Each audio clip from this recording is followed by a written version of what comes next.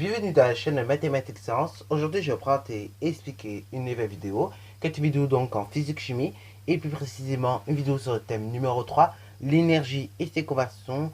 Et donc une vidéo dans laquelle nous allons parler des conversions et transferts d'énergie. Donc normalement, c'est une vidéo qui était prévue que je fasse au moment où on avait parlé des sources et des formes d'énergie.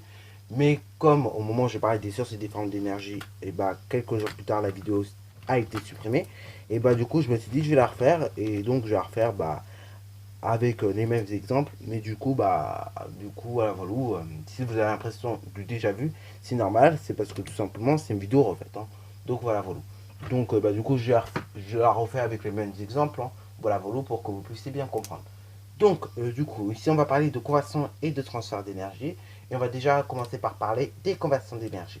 Donc, les conversions d'énergie, qu'est-ce que c'est? C'est en gros quand l'énergie passe d'une forme à une autre. Oui, parce que l'énergie donc peut passer d'une forme à une autre à partir d'un système qu'on va appeler justement le convertisseur. Ok.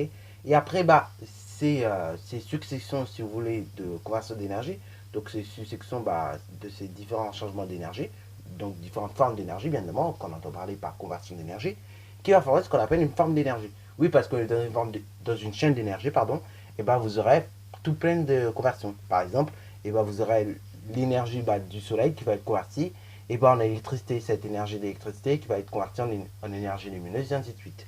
Donc là, vous voyez que tout ça, donc toutes ces conversions d'énergie et donc tous ces systèmes qui vont interagir, donc tous ces systèmes qui vont interagir pour réaliser la conversion d'énergie qu'on appelle des convertisseurs, vous voyez que mine de rien, ces systèmes-là, ils contribuent à faire ce qu'on appelle une chaîne d'énergie. Donc une chaîne d'énergie, c'est quand, dans un entre guillemets système, il se place plusieurs petites conversions d'énergie à partir de plusieurs petites composants. Ok.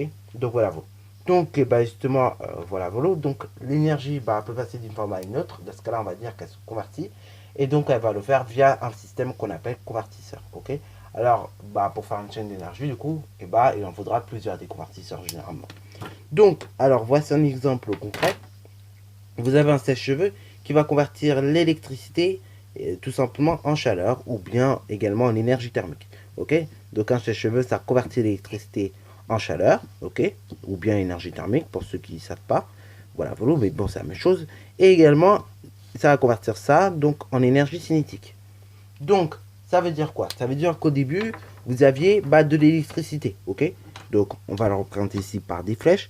Donc, ici, au départ, vous avez ce qu'on appelle de l'électricité, ok, donc de l'énergie électrique. Donc, on va noter.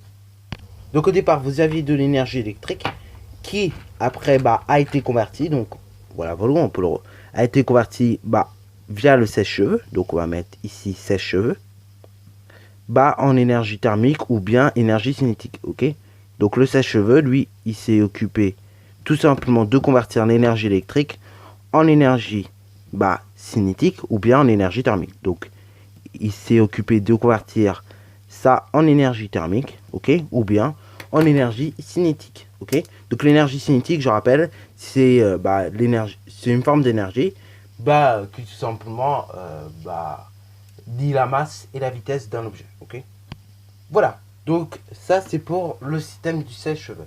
Alors donc là, comme je vous le dis, ces conversions peuvent être représentées ainsi. Donc un rond pour les convertisseurs et donc des flèches pour les formes d'énergie que vous avez. Ok. Donc là, la chaleur, ça correspond à l'énergie thermique. L'électricité donc correspond à l'énergie électrique. Et donc l'énergie cinétique, je vous le dis, c'est en gros une énergie qui dit la masse et la vitesse. Ok. Voilà, donc la masse et la vitesse d'un système. Bon, maintenant, on va parler de tout ce qui concerne les transferts d'énergie, parce que oui, il peut y avoir des transferts d'énergie également. Donc, les transferts d'énergie, c'est quoi? C'est quand l'énergie d'un système va passer à un autre finalement. Ok. Donc, par exemple, prenons un exemple directement. Quand vous avez, par exemple, des éruptions volcaniques qui se passent à côté de la mer, en réalité, l'énergie thermique que possède la lave va être renvoyée vers la mer. Donc, voici. Donc là, du coup, ces transferts d'énergie peuvent être également représentés par tout simplement des tirons, ok, par des tirons et des flèches. Donc là, par exemple, vous avez la lave ici, donc dans un rond, et ensuite la lave, elle va transférer de l'énergie thermique vers un autre système qui est la mer, ok. Donc la lave va transférer de l'énergie thermique à la mer. Donc là ici, vous avez de l'énergie thermique, on peut le noter. Voilà. D'ailleurs, des transferts d'énergie, pardon, il en existe tout plein. Il en existe, pour être plus précis, 4 types. Vous avez 4 types de transferts d'énergie. Vous avez les transferts d'énergie dits électriques, donc via l'électricité. Donc, par exemple, la lampe peut transférer l'énergie électrique, son énergie électrique via la prise, ou ainsi de suite, hein. La prise peut transférer l'énergie électrique via la lampe. Puis ensuite, vous avez également des transferts via le rayonnement. Ok, donc voilà, voilà.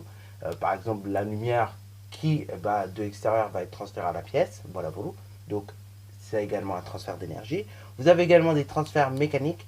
Donc, par exemple, quand vous avez notamment des engrenages, vous savez, les engrenages, c'est tout simplement des espèces de tirants avec des petits blocs autour des tirants. Et quand il y en a un qui fonctionne, ça permet le fonctionnement de tout. Donc là, c'est un transfert d'énergie, mais d'énergie mécanique. Également, vous avez le transfert, comme je disais, donc d'énergie thermique. Donc là, par exemple, on a pu voir le cas de la lave vers la mer. Ok. Donc voilà, voilà. Donc vous avez 4 types de transferts comme ça d'énergie. Donc thermique, c'est en lien avec la chaleur. Le rayonnement, c'est la lumière. Voilà, voilà. Donc c'est l'énergie lumineuse. Le transfert d'énergie électrique, c'est l'électricité. Et le transfert d'énergie mécanique, c'est l'énergie de mouvement tout simplement. Ok. Voilà, voilà. Bon, donc là, c'est tout ce qu'il y a à dire sur les conversions et transfert d'énergie. Ce qu'il faut retenir là-dessus, c'est que transfert et conversion d'énergie, c'est pas exactement la même chose. Les transferts, en gros, c'est quand l'énergie d'un système passe par un autre, ok. Voilà, voilà.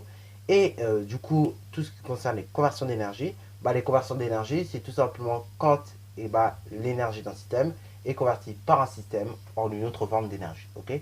Voilà, voilà. Et bien évidemment, ces conversions, comme je vous le dis, elles peuvent être représentées par des schémas. Donc, on a pu en voir des exemples ici, ok. Donc, généralement, dans les schémas qui vont emprunter cela, vous aurez tout simplement des ronds qui vont emprunter les différentes formes d'énergie. Et vous aurez donc des flèches qui vont relier ça, enfin les différents ronds pardon, qui vont représenter les systèmes et différentes flèches qui vont représenter les différentes formes d'énergie. Ok. Après, voilà, voilà, ça dépend des schémas. Ok. Après, ça peut être pas forcément des ronds, ça peut être également des carrés.